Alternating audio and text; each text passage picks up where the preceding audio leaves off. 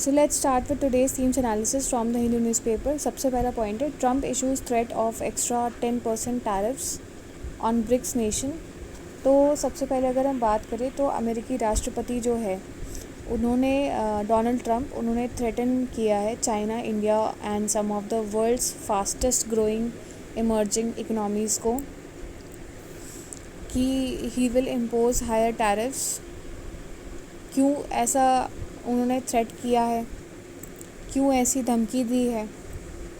क्योंकि रीसेंट में जो ब्रिक्स समिट हुई थी उसमें जो 11 नेशन ब्लॉक है, ठीक है, 11 नेशन ब्लॉक है, उन्होंने रियो डी जेनेरियो में मंडे को क्रिटिसाइज़ किया था ट्रम्प की जो पॉलिसीज़ हैं, ठीक है, ट्रेड पॉलिसीज़ हैं, उसे बताया था कि वो डिस्क्रिमिनेटरी हैं, ठीक है, इलीगल हैं, ठीक है। और ये भी बोला था कि मिस्टर ट्रम्प को जो है वो टैरिफ वॉर्स जो है वो रोकने चाहिए। और उसके अलावा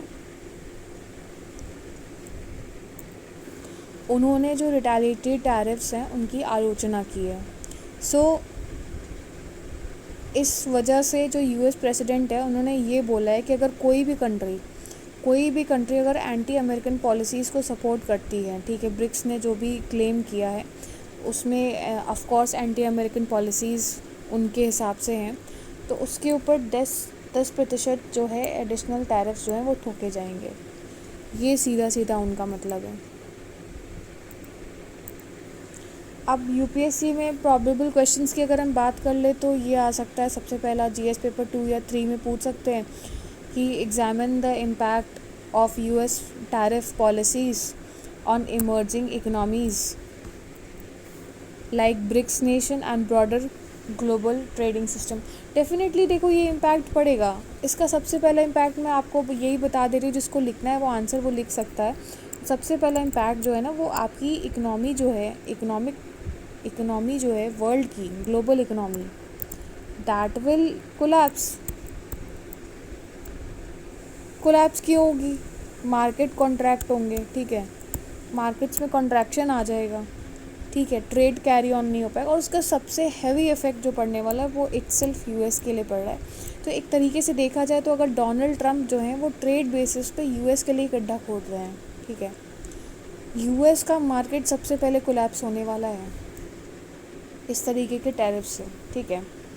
दूसरा ये आ सकता है, discuss how the trade tensions between USA and BRICS nations can influence India's trade and economic interest. आने वाले समय में होगा क्या? आने वाले समय में हो सकता है लोग ट्रेड करना ही कम कर दें यूएस से, और उससे उसकी मार्केट पे काफ़ी इफ़ेक्ट पड़ेगा, because you can not impose on anyone anything such like that. फिर एक और क्वेश्चन ऐसे पूछ सकते हैं, that examine the challenges posed by protectionist policies of US. जो प्रोटेक्शनिस्ट ट्रेड पॉलिसीज़ हैं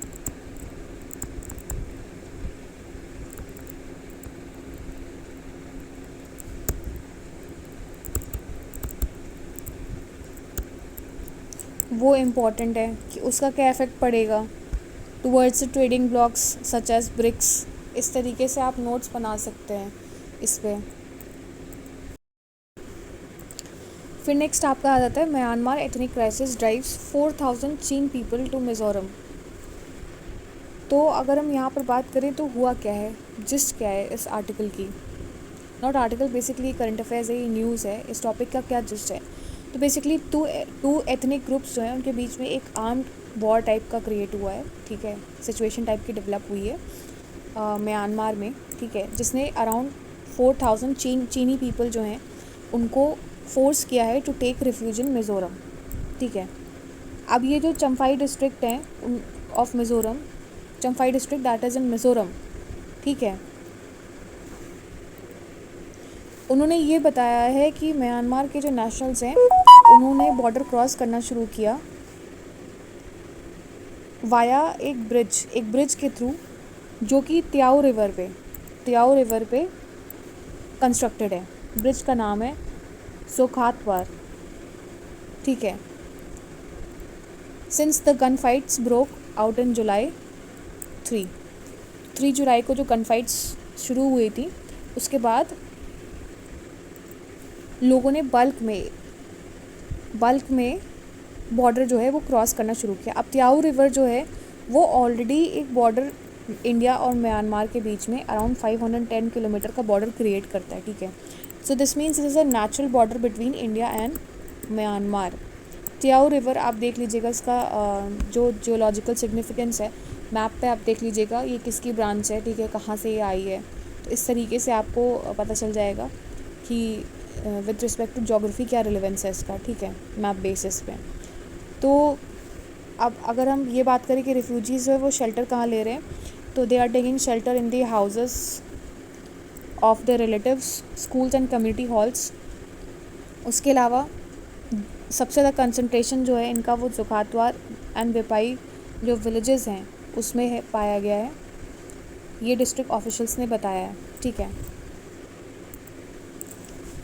तो वहाँ के ऑफिशियल्स ने उन्हें बोला तो नहीं कि आप वापस जाइए, क्योंकि काफ़ी वोलेटाइल सिचुएशन है वहाँ की, ठीक है। तो उन्होंने ये बोला नहीं रिफ्यूजीज़ को, उसकी जगह पे वहाँ पर जो ऑफिशियल्स हैं दे और विलेज मेंबर्स हैं, और उसके अलावा कुछ एनजीओ के भी मेंबर्स हैं जो वहाँ पर हेल्प कर रहे हैं, बेसिक नीड्स का ध्यान रख रहे हैं रेफ्यूजीज़ का, ठीक है। ये एक यंग मीज़ो जो है ये एसोसिएशन है, दिस इज़ एन एनजीओ, ठीक है, जो वहाँ पर ज़्यादा एक्टिवली पार्टिसिपेट कर रहा है। सो अब उसके अलावा और क्या इंस्टेंसेस इसमें बताए गए हैं कि मिज़ोरम के जो चीफ मिनिस्टर हैं, उनके जो पॉलिटिकल एडवाइज़र हैं, उन्होंने बात की है वहाँ के लीडर्स से कि वो वायलेंस जो है उसको एंड करें, ठीक है। The Chins of Myanmar and dominant Mizos of Mizoram are the members of the greater Zo community, as are the Kukis, Zomis, Mars and Kuki-Cheens, Bangladesh. So it is not unusual that these ethnic groups have relatives on either side. Means मतलब कहने का मतलब ये कि लोग एक ही community के लोग हैं, ठीक है। तो ऐसा कोई ये बहुत बड़ी बात नहीं है, ठीक है, कि इनके रिलेटिव्स आर पार भी हो सकते हैं। So this is not something very unjustified. So according to the community elders of Zukhatwar, the refugees started trickling in after observing the movement of armed men in areas close to the border less than a week ago. The warning shots erupted in a fierce gunfight on Saturday. तो शुरुआत basically एक warning shot से हुई थी, यानी हवा में गोली फायर करने की, और फिर उसके बाद फिर धीरे धीरे करके एक वॉर में डेवलप हो गया है, ठीक है, एक कॉन्फ्लिक्ट में डेवलप हो गया, नॉट वॉर, बेसिकली कॉन्फ्लिक्ट में डेवलप हो गया। अब प्रोबेबल क्वेश्चंस क्या आ सकते हैं, तो सबसे पहले तो आपसे ये पूछा जा सकता है कि चैलेंजेस जो हैं वो इंडिया जो फेस करता है in managing cross border ethnic migrations, ठीक है, particularly along India Myanmar border, ठीक है, उस चीज़ को कैसे डील करता है, वो जो चैलेंजेस डेवलप होते हैं उस चीज़ को इंडिया कैसे डील करता है।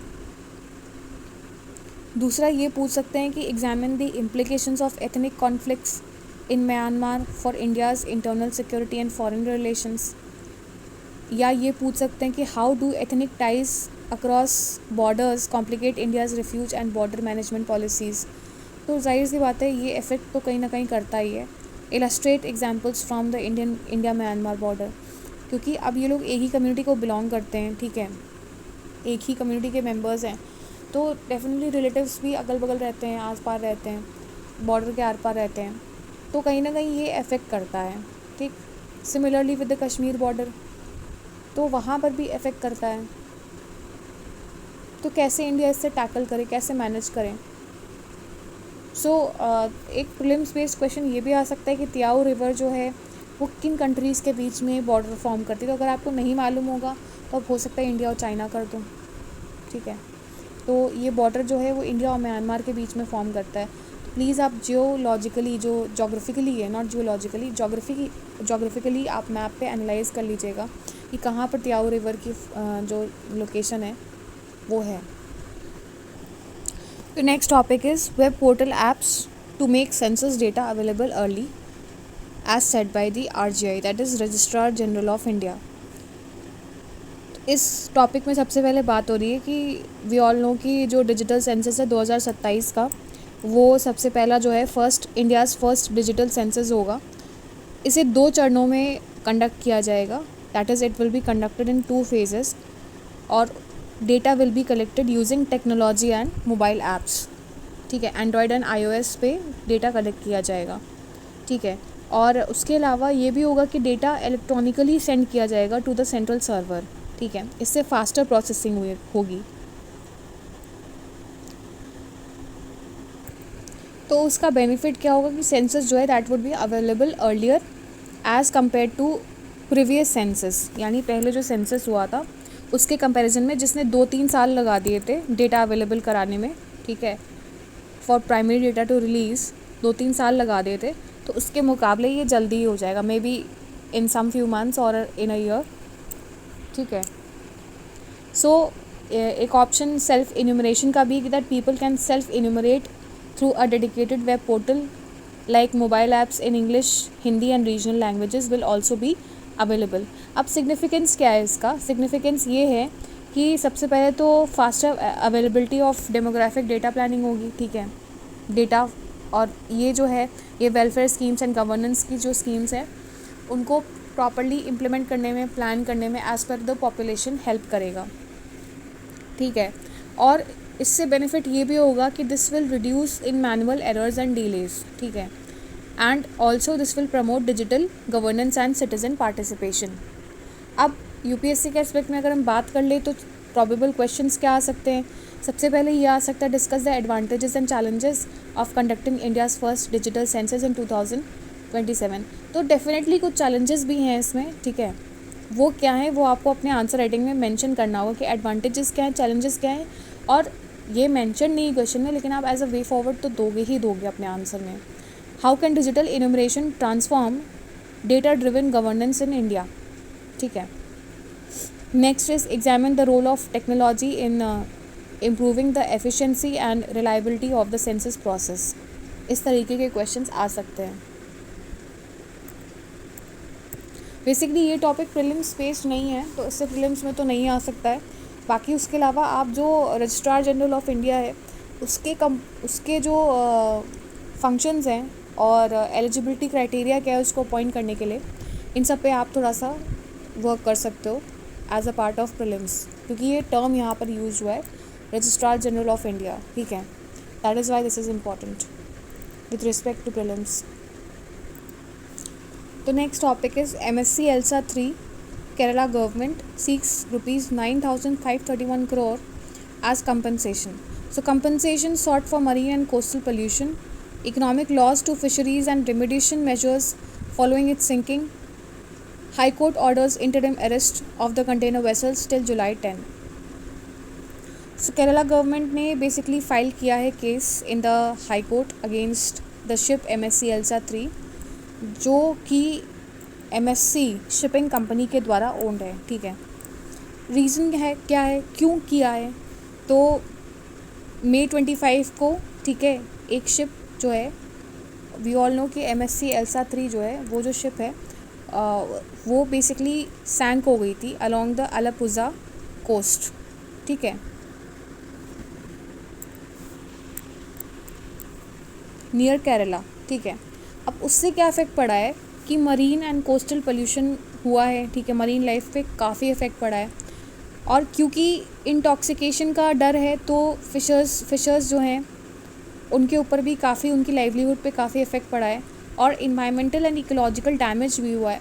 साथ ही साथ कोस्टल एरिया के जो लोग हैं उनके ऊपर भी काफ़ी इफ़ेक्ट पड़ा है, ठीक है, वहाँ के जो लाइवलीहुड है उस पर भी पोल्यूशन का काफ़ी इफ़ेक्ट पड़ा है। सो केरला ने बोला है कि हमें कंपनसेशन चाहिए अराउंड 9,531 करोड़ का, ठीक है। उसमें पॉल्यूशन डैमेजेस जो हैं वो कवर अप होने चाहिए, एनवायरमेंटल रिस्टोरेशन कवर अप हो रहा है, इकोनॉमिक लॉस जो फिशर्स को हुआ है वो भी कवर अप किया जाएगा, ठीक है। तो इन 3 चीज़ों को कवर अप किया जाएगा उसमें मिला के। अब अगर हम शिप की बात करें तो शिप में बेसिकली 643 कंटेनर्स थे, जिसमें कुछ जो है hazardous cargo and plastic pallets भी थे, जो हज़ार्डस मटेरियल्स होते हैं वो थे, ठीक है ना, जिन्हें प्लास्टिक पैलेट्स को हम क्या कहते हैं, नर्डल्स भी कहते हैं, वो थे। अब उसकी वजह से क्या डर बैठ गया है कि उसके कंजम्पशन से या उसके इफ़ेक्ट से जो भी वेल है या डॉल्फिन्स है वहाँ पर, उन पे काफ़ी इफ़ेक्ट हुआ है और ये भी सस्पेक्ट किया जा रहा है कि वो मर चुकी होंगी, ठीक है, due to exposure to micro plastic and toxic substances, ठीक है। सो बेसिकली उसके अलावा oil slicks and toxic substances भी वॉश अवे हुए हैं शोर पे, ठीक है। So this has threatened the marine life and fishing livelihoods. उसके बेसिस पे हाई कोर्ट ने क्या है किया है कि उन्होंने एक इंटरिम अरेस्ट ऑर्डर की है ऑफ MSC अकीकेटा 2, ठीक है, that is the another vessels of the same company currently in Vizhinjam port. और उस अरेस्ट की डेडलाइन जो है वो जुलाई 10 रखी गई है as a security for the claim. Fisheries sector जो है वो सिवियरली हिट हुआ है with reports of marine animal deaths like dolphins and whales. जैसे कि मैंने आपको पहले बताया कि उन सस्पेक्ट किया जा रहा है कि डॉल्फिन्स और वेल्स जो हैं उन पे काफ़ी इफेक्ट पड़ा है। So this is likely due to pollution and injection of plastics और टॉक्सिन्स, ठीक है। अब ये जो लीगल बेसिस फाइल किया गया है दैट इज़ अंडर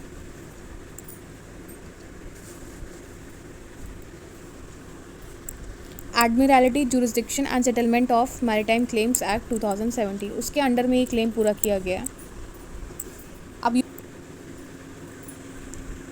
अब UPSC के कंटेक्स्ट में अगर हम बात करें तो ये बोल सकते हैं कि discuss the environmental and economic implications of maritime accidents like MSC ELSA 3 incident of India's coastal regions. या ये पूछ सकते हैं कि examine the legal provisions under Admiralty Jurisdiction and Settlement of Maritime Claims Act 2017 in handling maritime environmental disasters. या ये पूछ सकते हैं how do plastic pellets that is nurdles pose a threat to marine biodiversity and coastal livelihoods, ठीक है। Prelims में नर्डल्स term जो है उस पर पूछ सकते हैं कि it is often seen in the news, तो it is related to which thing, ठीक है। तो डेफिनेटली ये जो स्मॉल प्लास्टिक पैलेट्स हैं उनसे मेल खाता है, ठीक है। तो इस तरीके के क्वेश्चंस जो है वो ये आ सकता है। अच्छा, ये जो क्लेम किया गया है मैंने आपको बताया कि it is under the Admiralty Jurisdiction and Settlement of Maritime Claims Act 2017। इस पर भी थोड़ा ध्यान दे दीजिएगा क्योंकि चीज़ें पूछी जा सकती हैं। So next topic is sudden heart attack deaths under the age of 45 declared notifiable by the Karnataka government.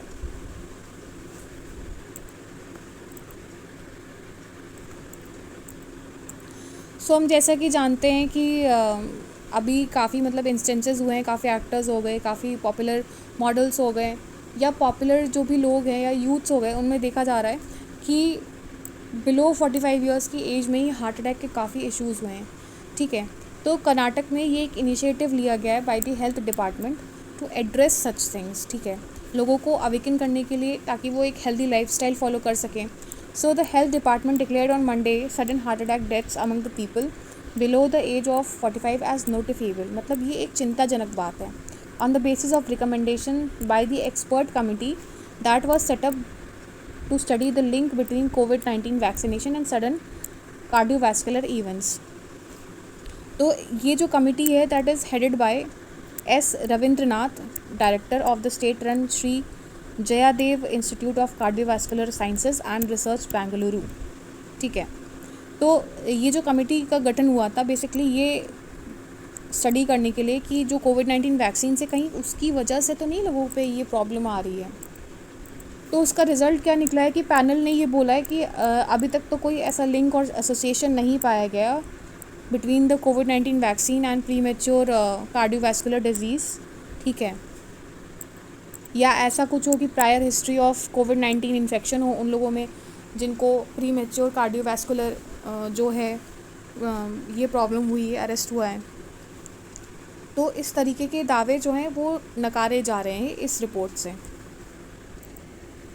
तो ये बेसिकली हेल्थ मिनिस्टर जो हैं दिनेश गुंडू राव, उन्होंने ये कहा है कि ये जो ऐसे सडन हार्ट अटैक्स हो रहे हैं उनको मॉनिटर किया जाएगा, जो कि स्पेसिफिकली प्रीमेच्योर हार्ट अटैक्स हैं, ठीक है, कार्डियोवैस्कुलर अरेस्ट हैं, ठीक है। और अगर कोई भी ऐसी डेथ होती है जो कि आउटसाइड हॉस्पिटल अगर होती है तो उसको मैंडेटरी है कि रिपोर्ट किया जाएगा टू द डिपार्टमेंट, ठीक है। So this is mandatory for the people to report such deaths. Following the committee's recommendation we will now make the autopsy of all such deaths compulsory to ascertain the cause of death directions in this regard will be issued soon. So basically इस पर research की बात की जा रही है कि अब एक रिसर्च कैरी ऑन की जाएगी, ऑटोप्सी रिपोर्ट जो है वो प्रिपेयर किया जाएगा, ठीक है, और इसे पूरा ट्रैक किया जाएगा कि क्यों ये यूथ में हो रहा है, एंड उसके बेसिस में एक रिपोर्ट तैयार की जाएगी और तब जाके लोगों में एक अवेयरनेस फैलाई जाएगी. और ये भी बोला जा रहा है कि स्क्रीनिंग शुरू की जाएगी of congenital heart defects in school children aged between 15. अभी रिसेंटली ये भी एक वीडियो वायरल हुई थी काफ़ी कि एक स्कूल की बच्ची जो है वो काफ़ी, मुझे लगता है बहुतों का वो 12-15 साल की होगी, और I think she was not even 15 years, she was below 15 years, तो उसको हार्ट अटैक आ गया था, ठीक है. तो इसी वजह से एक मेजर कंसर्न बनता जा रहा है. So training in cardio pulmonary resuscitation, that is this CPR, an emergency procedure that is done when someone's breathing or heartbeat has stopped, will be provided to the general public through NGOs and like-minded organizations. And we will also start annual basic health screening for all government employees, including outsourced and contract staffs. तो mandatory checkups भी हैं वो hold किए जाएंगे, ठीक है. That all private companies will be directed to mandatorily provide an annual health screening for their employees as said by the ministry, ठीक है. अब इसका यूपीएससी के रेलेवेंस में जो इम्पोर्टेंस आ जाता है वो आपका हेल्थ सेक्टर से आ जाता है कि इस तरीके की जो भी डेथ्स हो रही हैं उस पर इंडिया को किस तरीके से मेजर्स लेने चाहिए, और नॉन कम्युनिकेबल डिजीज़ को लेकर इंडिया को क्या मैनेजमेंट करना चाहिए, हेल्थ सेक्टर में क्या रिफॉर्म्स आने चाहिए, और किस तरीके से जो मैंडेटरी चेकअप्स हैं, ठीक है, और हेल्थ अवेयरनेस लोगों के बीच में फैलाना चाहिए. इस तरीके से आप इन टाइप के क्वेश्चंस पे आप नोट्स बना सकते हो या इन थीम्स पे आप नोट्स बना सकते हो, तो वो आप ही के लिए हेल्पफुल रहेगा, बिकॉज ये एसेज में पूछा जा सकता है या इनडायरेक्टली आपका जो सोशल सेक्टर है उसमें पूछा जा सकता है, ठीक है, जीएस पेपर्स में. So next topic is fostering a commitment to stop maternal deaths. इसके कंटेक्स्ट एंड डेटा की अगर हम बात करें तो बेसिकली यहाँ पर मैटरनल मॉर्टेलिटी रेशियो जो है 2019 का, उसकी बात की गई है कंटेक्स्ट में. अच्छा, ये जो टर्म है ना maternal mortality ratio, this is very important, ठीक है, विद रिस्पेक्ट टू प्रीलिम्स, क्योंकि ये पूछ सकते हैं कि ये है क्या. तो बेसिकली अगर हम इसकी जो डेफिनेशन है उसकी अगर हम बात करें, सो इट इज़ 103 पर 1 lakh live births as per the sample registration system, ठीक है.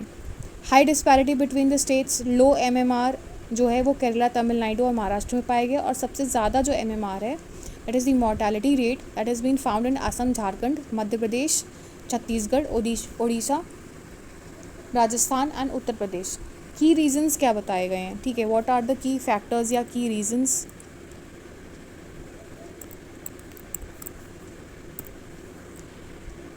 दैट इंडेंजर अ लाइफ या मैटरनल डेथ्स जो है वो कॉज करते हैं. तो बेसिकली इसमें 3 डिलेज के बारे में बताया गया है, that is according to some model, that is the Maine model and Thaddeus model.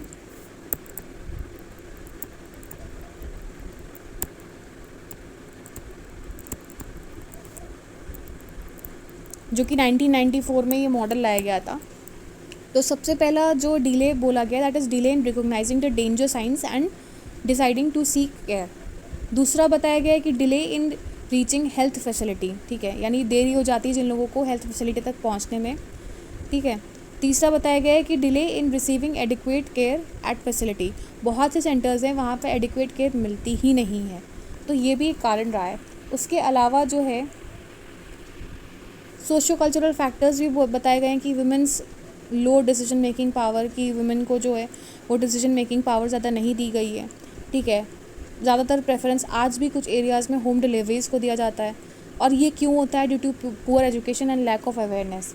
अब हेल्थ केयर इशूज़ क्या है कि बेसिकली अगर आप जो रूरल एरियाज़ में देखोगे या ऐसे एरिया रिमोट एरियाज़ में देखोगे तो वहाँ पर lack of skilled birth attendants हैं, ठीक है, स्किल्ड नहीं है वहाँ पर. जो जितने भी बर्थ अटेंडेंट्स होते हैं they are not skilled in they are not properly trained. उसके अलावा there is a shortage of emergency obstetric care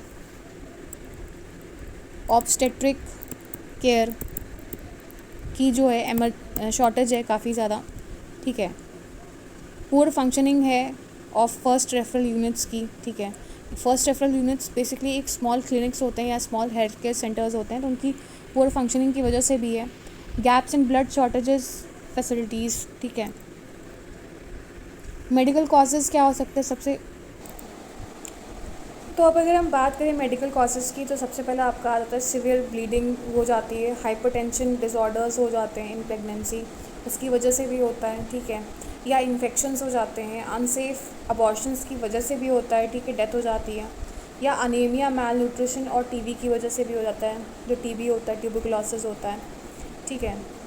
अब इनिशिएटिव्स एंड सॉल्यूशंस के बारे में भी अगर हम बता दें, तो सबसे पहले नेशनल जो रूरल हेल्थ मिशन है वो काफ़ी ज़्यादा इस पे काम कर रहा है, और जनानी सुरक्षा योजना, दीज आर द स्कीम्स जो कि हेल्पफुल हैं।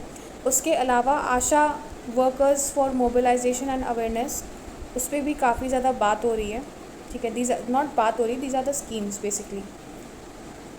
एक्चुअली एक कॉल आ रहा था एंड मेरा माइंड वहाँ चला गया था, सो बेसिकली वर्ड स्विच हो गए थे। So ASHA workers for mobilisation and awareness, this is also a scheme, ठीक है। उसके अलावा क्या ज़रूरत है, what is the need to be focused for, तो सबसे पहले इम्प्रूविंग ट्रांसपोर्टेशन, ठीक है, जो एम्बुलेंसेज हैं उनको इफ़ेक्टिव बनाना है। दूसरा, ensuring availability of specialist in FRUs, that is first referral units, addressing underlying social determinants, better monitoring and confidential maternal death reviews, ठीक है। अब UPSC के बेसिस में क्या फोकस है, सबसे पहला तो SDG 3 जो है वो आपका मैटरनल मोर्टालिटी है उसको डील करने के लिए, रिड्यूस करने के लिए ये टारगेट बनाया गया है SDG 3 का, तो इस पे आपको थोड़ा सा नोट्स बना लेना है, ठीक है। दूसरा, प्रोबेबल क्वेश्चंस की अगर हम बात करें तो ये आ सकता है कि how can social determinants impact maternal health outcomes, discuss with examples, या ये पूछ सकते हैं evaluate the effectiveness of initiatives like NHRM and Janani Suraksha Yojana in reducing maternity deaths। तो प्रीलिम्स में मैंने बोला कि MMR से रिलेटेड आपसे डेफिनेशन पूछी जा सकती है, क्योंकि ये ऑलरेडी फर्टिलिटी रेट जो है उस पर पूछी जा चुकी है, ठीक है, या बर्थ रेट पे एक आध बार पूछी जा चुकी है, ठीक है। तो इस तरीके के क्वेश्चंस पूछे जा सकते हैं। तो next topic is rising sea, shifting lives and a test of democratic values. अब मैं आपको इसकी समरी समझा दूं कि climate change is intensifying risk for India's coastal communities, causing both environmental devastation and socio economic upheaval. Definitely sea level जो है वो राइज़ कर रहे हैं, और डेफिनेटली उसकी वजह से सोशियो इकोनॉमिक जो अपहेवल है, जो भी प्रॉब्लम्स हैं वो काफ़ी ज़्यादा क्रिएट हो रही हैं, ठीक है। So rising seas, erosion and severe weather displace people, often forcing them into informal exploitative labor with limited legal protections।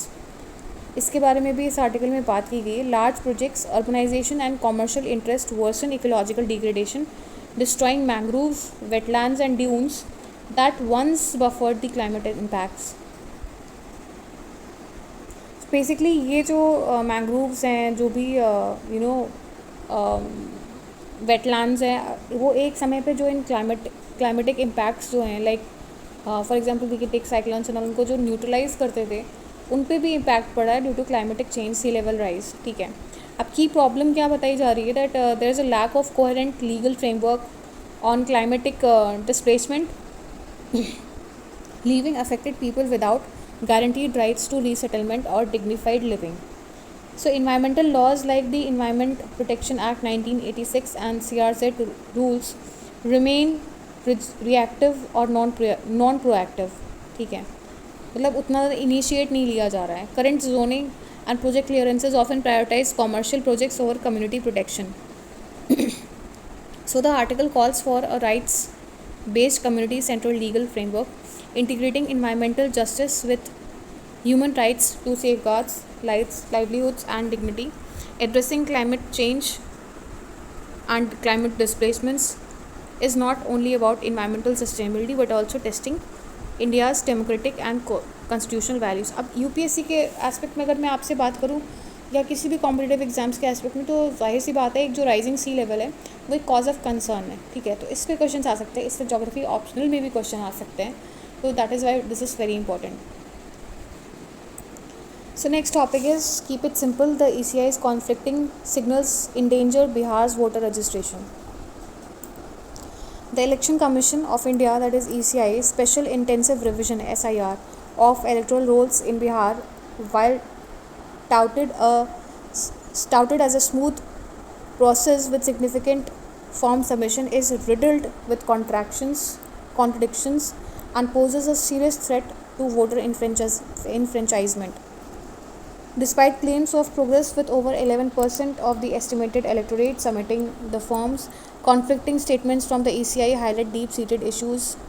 Initially, CEO, that is the Chief Executive Officer Bihar, through advertisement suggested the lenient approach towards the electors who do not have stipulated 11 documents. They were told that they could submit the enumeration forms to booth level officers and provide documents later, or even get verified without mandatory documents, with verification through local investigation by electoral registration officers. However, CEC clarified that earlier orders mandating document submission by July 25, 2025 stand, with the claims and objections period from August 1 to September 1 for those who fail to comply. यानी कि अब ये पहले तो ये था कि जुलाई 25 set किया गया था, लेकिन अब इन्हें जो है अलाइन कर दिया जाएगा विथ द ऑब्जेक्शंस पीरियड, जो लोग भी फेल होते हैं, ठीक है, इन ऑर्डर्स को कंप्लाई करने में. So the shift in stance and reliance on local level investigations for verification present inherent problems. Leaving verification to discretion to local electoral officers increase the possibility of misuse and bias. Such an ad hoc approach risks wrongful inclusion or exclusions, undermining the integrity of the electoral rolls. तो basically यहाँ पर बात की जा रही है. उसके अलावा ये भी मैंने ये जो आर्टिकल आज छपा है ना, इस पर ऑलरेडी मैंने कल डिस्कस कर लिया है. तो इसमें बेसिकली आधार कार्ड्स को तो कंसिडर किया नहीं जा रहा है, ठीक है.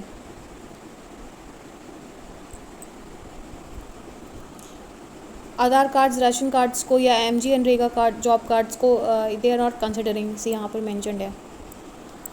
तो दे आर एडवाइजिंग कि ECI को एक्सेप्ट करना चाहिए, ठीक है, क्योंकि ECI ने बोला कि as per the supreme court ruling Aadhaar card is not a mayor ID card for citizenship, ठीक है. ये मतलब सिग्निफाई नहीं करता है, ये थप्पा नहीं लगा देता है, आप पे स्टैम्प नहीं लगा देता है कि आप एक सिटीज़न हो. उसके लिए और भी डॉक्यूमेंट्स की ज़रूरत होती है. तो बट दे आर सेइंग कि आपको एक्सेप्ट कर लेना चाहिए. तो काफ़ी कंट्रोवर्शियल इशू हो चुका है आफ्टर द ECI's स्टेटमेंट्स, ठीक है, और ये काफ़ी प्रॉब्लमेटिक भी होगा. So that is why it is very important कि आप इस पर UPSC से रिलेटेड नोट्स बनाएं, और जो भी पॉसिबिलिटीज़ हैं, कि जो भी चैलेंजेस आ रहे हैं, ठीक है, वो आप उसको मेंशन करें और साथ में वे फॉरवर्ड भी सजेस्ट करें. इसमें इस तरीके से आप UPSC के एस्पेक्ट में आंसर फ्रेमिंग कर सकते हो. So next topic is, women MSMEs still struggle for credit despite schemes. ये टॉपिक पहले पे आ चुका है, बट इसे और थोड़ा सा एलैबोरेटिव फॉर्म में इसमें भी डिस्कस कर लेते हैं, क्योंकि हो सकता है बहुत लोग प्रीवियस वीडियो तक जा भी ना पाएँ, बट ये फिर से आए आज के न्यूज़पेपर में, फिर से ये टॉपिक उठाया गया है. तो बेसिकली इस आर्टिकल के कंटेक्स्ट एंड इंपॉर्टेंस के बारे में अगर हम बात करें, तो MSME सेक्टर जो है वो कंट्रीब्यूट करता है सिग्निफिकेंटली टू एम्प्लॉयमेंट,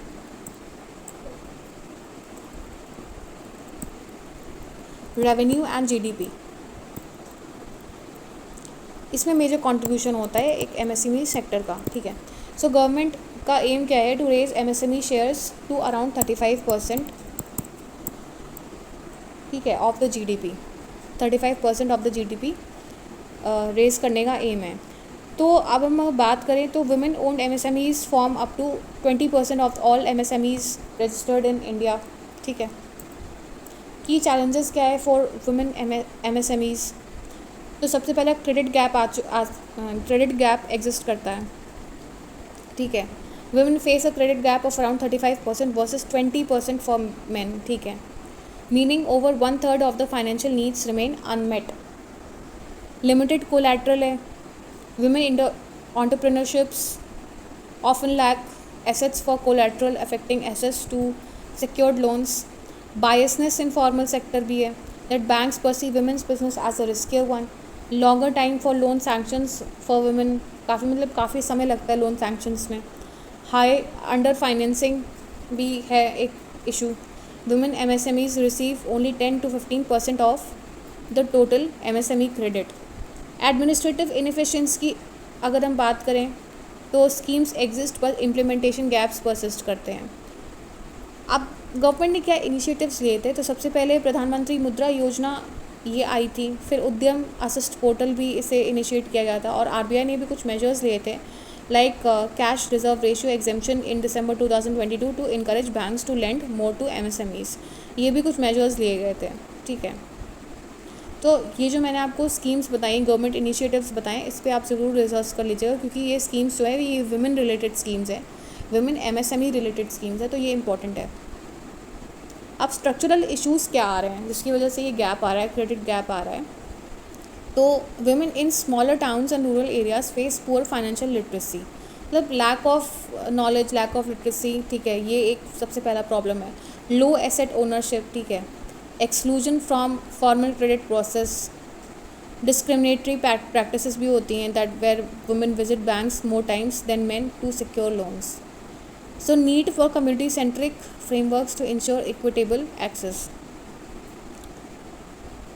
अब वे फॉरवर्ड के एस्पेक्ट में बात करें तो सबसे पहले one should reduce the credit gap through simplified credit procedures, financial literacy programmes should be conducted for women and timely implementation of schemes should be promoted. ठीक है, gender sensitive banking policies should be promoted, integration of MSME credit with broader goals like financial inclusion and women empowerment should be brought in. ठीक है, अब UPSC में probable questions में अगर हम बात करें तो examine the challenges faced by women lead MSMEs in accessing institutional finance, discuss the role of government schemes like PMMY in promoting women entrepreneurship in India, या ये आ सकता है कि how can gender gaps in credit access hinder India's inclusive growth agenda.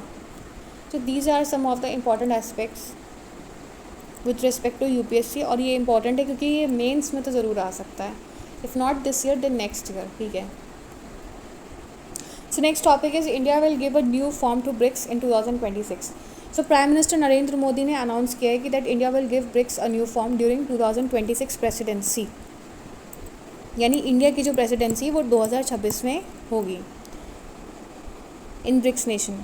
ठीक है, so focus रहेगा building resilience and innovation for cooperation and sustainability. Speaking at the BRICS summit in Rio de Janeiro, he emphasised prioritising global south issues, people centric development and global cooperation post-pandemic. He stressed balanced approaches to AI governance and innovation. Modi also held bilateral meetings with leaders from Cuba, Malaysia, Uruguay and Bolivia, discussing diverse collaborations in areas like digital technology, critical minerals, healthcare and space. ये हमने कल ही discuss कर लिया था कि इन सब पे critical minerals हो गया, टेक्नोलॉजी हो गया, हेल्थ केयर एंड स्पेस, इन पे मतलब फोकस रहा है इंडिया का। उसके अलावा एंटी टेरर जो है उसके ऊपर भी, टेररिस्ट जो एक्टिविटीज़ हो रही हैं उनको टारगेट करने के लिए भी प्रिपेयर्डनेस इंडिया ने डिस्कशन किया है with the global leaders. So India prepares to assume BRICS leadership from Brazil, aiming for strengthened cooperation and sustainable development. So basically UPSC के कंटेक्स्ट में अगर हम बात करें तो ये पूछ सकते हैं कि India as a leader of BRICS nations can bring what revolutions in the organisation for a global front. इस तरीके के क्वेश्चंस आ सकते हैं। ठीक है, आप इस पर डिस्कस करते हैं कि इंडिया का क्या रोल हो सकता है, क्या इंपॉर्टेंस हो सकती है, क्या सिग्निफिकेंस हो सकता है, इंडिया किस तरीके से ट्रांसफॉर्मेशन ला सकता है। ठीक है, as a part of being a leader of the BRICS nation.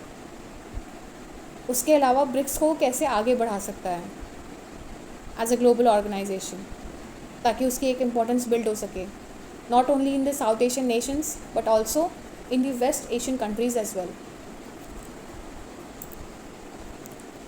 So this is the last topic. उससे पहले मैं एंड करूँ, मैं आपको ये बता दूँ कि जिन लोगों को भी मेंटोरशिप प्रोग्राम ज्वाइन करना है वो उनके लिए मैं लिंक प्रोवाइड कर दे रही हूँ। और स्टार्टिंग में मैंने आपको QR कोड जो है वो बता दिया, साथ में जीमेल आईडी भी बता दी है। तो जो लोग अगर इंस्टाग्राम पे नहीं है वो जीमेल आईडी पे मुझे कांटेक्ट कर सकते हैं, ठीक है। सो आते हैं टॉपिक पे। तो यहाँ पे बात की जा रही है implementation of QCO for cotton balls postpone to 2026। So Bureau of Indian Standards, that is BIS, has postponed the implementation of quality control order on cotton balls to August 2026 from August this year. The cotton balls quality control order 2023 has been amended for implementation from August 27, 2026. Industry sources said that the textile industry, the main cotton consumer, welcomed the move. ठीक है, अच्छा ये क्या order issue हुआ था cotton balls का जो है quality control order, QCO order, इस पर थोड़ा सा नोट्स बना लीजिएगा आप, ठीक है। और इसका क्या सिग्निफिकेंस है, क्या रेवोल्यूशनरी स्टेप्स जो हैं इसने इंट्रोड्यूस किए हैं इन दी टेक्सटाइल सेक्टर, ठीक है। The sources said that the centre should withdraw QCO as BIS specifications for cotton balls do not have norms for contamination levels permitted for cotton.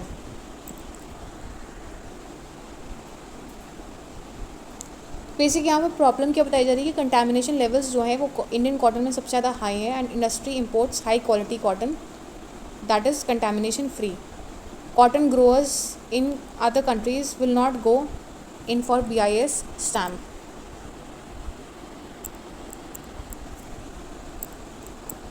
Further, overseas garment brands are nominating raw cotton material suppliers now, and the Indian textile industry sources substantial quality of cotton or yarn from nominated suppliers. तो Indian textile industry भी है, वो भी included है in the nominated suppliers. So they will miss the orders as these suppliers will not have BIS registration. Since there are several practical challenges in implementing the order, the government should withdraw it, they said. तो ये कुछ लोगों का कहना है कि government को ये जो ऑर्डर्स है, ये QCO का जो कंप्लायंस है उसे विड्रॉ कर लेना चाहिए. अब UPSC के एस्पेक्ट में इसका जो मैं आपको क्वेश्चंस बता दूँगी क्या आ सकते हैं, क्या टॉपिक्स इसमें कंसर्न हो सकते हैं. तो सबसे पहले तो आपको ये आ सकता है discuss the significance of QCO for cotton balls for textile industry in India, what challenges have led to its postponement. उसके अलावा ये आ सकता है कि critically analyse how the contamination levels in Indian cotton impact its competitiveness in the global textile supply chain. ठीक है, तो इस टाइप के क्वेश्चंस जो है UPSC में आ सकते हैं. So that's all for the day. Here I end my analysis. Thank you and have a nice day. I request you to like, subscribe and share my channel.